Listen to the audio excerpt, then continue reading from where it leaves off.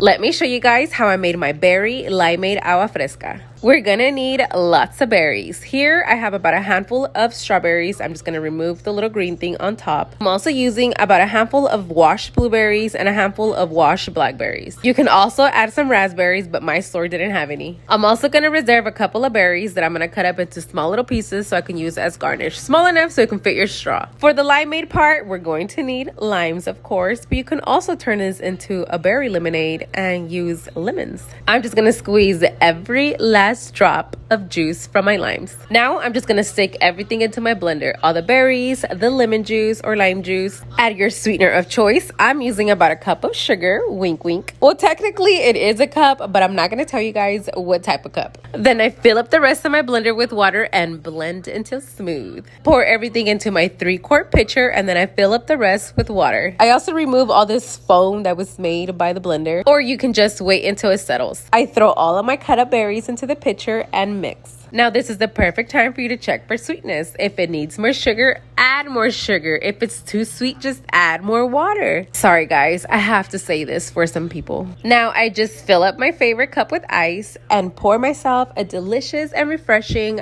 berry limeade agua fresca. And you already know I always have to garnish the cup with something to make it look cute, you know. So today I'm going to use a lime. Please excuse my voice, my allergies are killing me, Smalls. Hope you like this recipe. Bye.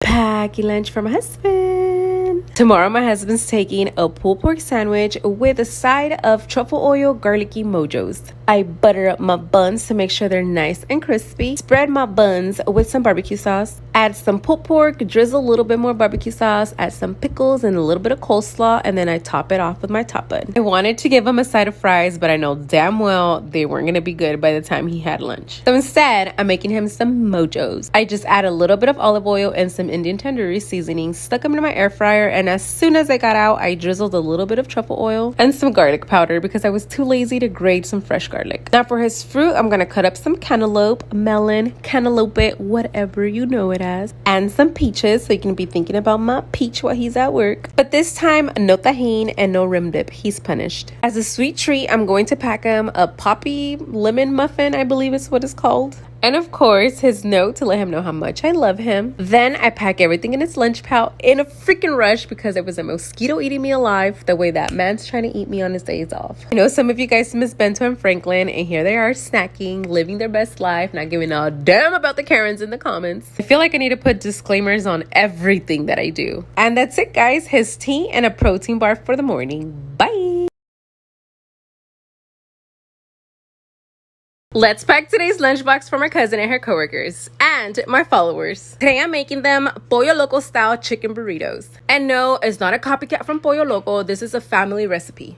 I begin by making my marinade, and I'm gonna leave all the details on the comments. There's a lot of stuff to the marinade, but at the end it's worth it. I'm just going to marinate my chicken and I'm gonna put it in my fridge for about 2 to 3 hours. Then I take it outside to my grill and make sure I babysit my chicken so that it doesn't burn. I cut it up into small pieces and then I start to assemble my burrito. I spread some refried beans at the bottom, add a couple scoops of a buttery cilantro lime rice. Add your cheese of choice. I'm going to use some Monterey Jack cheese, a couple scoops of that Pollo Loco we just made, some fresh pico de gallo, a chipotle sour cream, and some avocado sauce. I roll it up, make sure it don't bust in my face because it was huge. Then I wrap it in some parchment paper and in some foil. I didn't end up using the foam box because I felt like it was unnecessary, but as fast as these were coming out, they were leaving. One of the things that I've been doing while I'm cooking is turning on my air purifier. I hate how my house always smells like a restaurant. I just turned this on full blast, put that child lock on it because my kid is a menace to society. He's always messing with this. Or I set it up for the nighttime and my house doesn't smell at all. Especially when you burn your beans or when you fried fish, the smell is gone. Anyways, today's option was between a soda or an Aguada Masapan, and this time they chose Aguada Masapan. So much that I ran out of cups. And that's it, guys. I'm gonna get everything ready for her, including her drinks without a cap, and she comes and picks up during lunchtime. Bye! Let me show you guys how I make my agua de masapan. And yes, you heard correctly. You're gonna need masapanes, of course, and I'm going to unwrap 7 of them. You're also gonna need evaporated milk and a can of sweetened condensed milk. I'm gonna add everything into my blender, a teaspoon of vanilla and a small piece of cinnamon stick. I'm gonna fill up the rest of the blender with water and blend. I'm gonna add half of this mixture into a 2-quart pitcher, and I'm also going to strain it because you don't want pieces of cinnamon stick stuck to your teeth. And then fill up the rest of the pitcher with water. Now this is the perfect chance for you to taste for sweetness, and most likely you won't need any sugar. If you're trying to be extra, you don't have to do this, but I'm going to rim my cup with a little bit of sweetened condensed milk and some crumbled up masapan. Fill up the cup with ice and then pour your water. I'm also going to add more little crumbs of masapan on top because at this point, I'm just doing the most. And that's it, guys. If you're Mexican, you know we turn everything into agua fresca. Hope you like this recipe. Bye!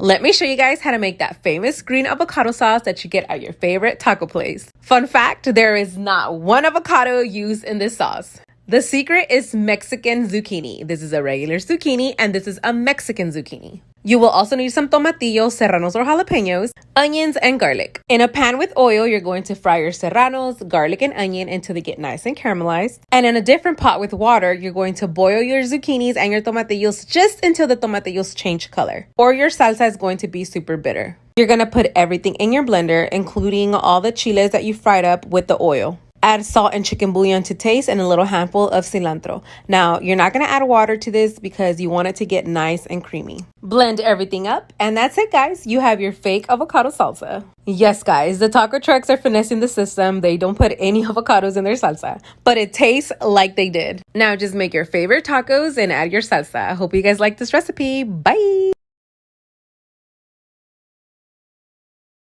Let's pack today's lunchbox for my cousin and her coworkers and my followers. Today I'm making them chicken enmoladas. And yes, I do a little bit of cheating by buying my own mole paste, but I also add a couple more things to give it a little bit more of a nanas touch. Make sure your oil is screaming hot when adding your mole back into your pot. Please don't be like me. And don't worry, I got you in the comment section. Hopefully, TikTok doesn't act stupid this time. Once your mole comes to a light simmer, then it's ready for your chicken. But since we're making enmoladas, we're gonna warm up all of our tortillas, lightly frying them before stuffing them with lots of chicken. The reason why we warm up our tortillas by lightly frying them and not any other way is so whenever you pour your sauce, the tortilla doesn't absorb the sauce and it doesn't get soggy. Now we can start assemble our enmoladas. I'm gonna slowly drizzle all the mole sauce on top of 4 tortillas. Then we're going to add some queso cotija and drizzle it with a little bit of crema and some cebollas curtidas and lemon and salt. Literally, lemon and salt. That's it. Along with the enmoladas, they're gonna get 2 sides of rice because I didn't feel like making beans. And they either have the option between a soda or a cherry lemon lime agua fresca. And everybody chose the agua fresca. Now I'm just gonna get everything ready for them. And one of them almost didn't make it because baby was trying to come out, but we took the meal instead. And then everybody else comes and picks up during lunchtime.